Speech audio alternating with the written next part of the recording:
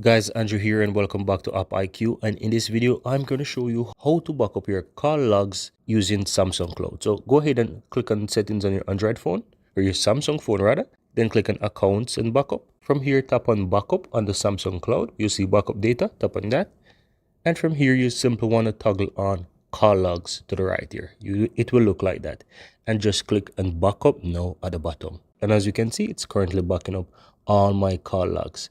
Very easy and very simple. Now once it is done and you see the check mark, just simply click on done, and that's all there is to it. Now I want to mention as well, once you have this on, it will automatically back up every 24 hours.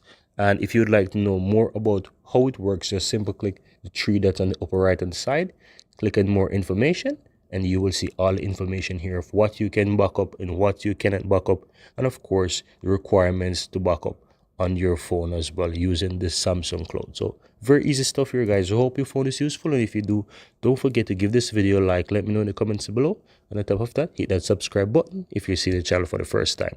Thank you guys for watching, and see you next time.